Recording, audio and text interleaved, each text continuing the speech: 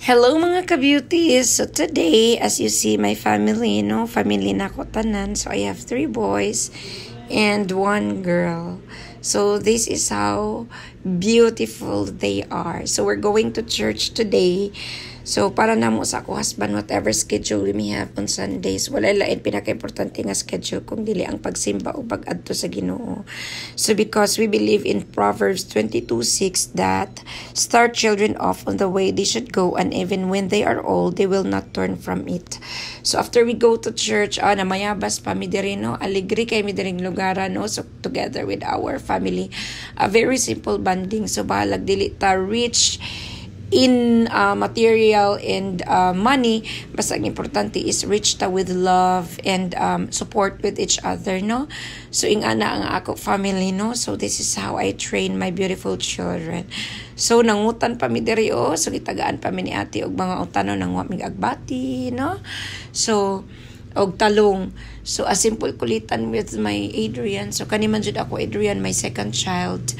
Very kulit gid ni siya say. So siya gini mag-bind together namo kay siya gid na ang grabe ka matinumanon og kanang kaaligri ani niya, So para lang napakapalit siya banana chips.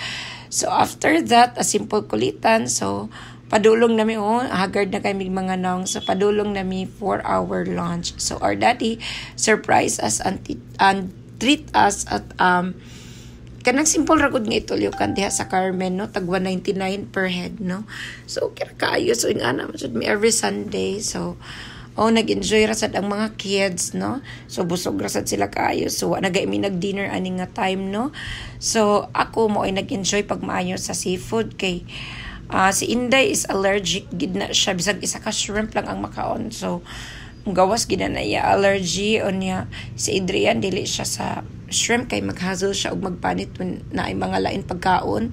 So si daddy nila is dili sad kay na mukaon, so ako mo oy grabe nga kaon sa shrimp kami ni Kuya Adriel, og ni Udrick. So look at that. So we enjoyed our lunch together, we chat together, so we're very happy. So simple ragod kayo nga kalipay sa pamilyang importante sinuporta ay. So tanaw tanan now gidin taon ang agi, so itulokan good magbayad kag di mahurot.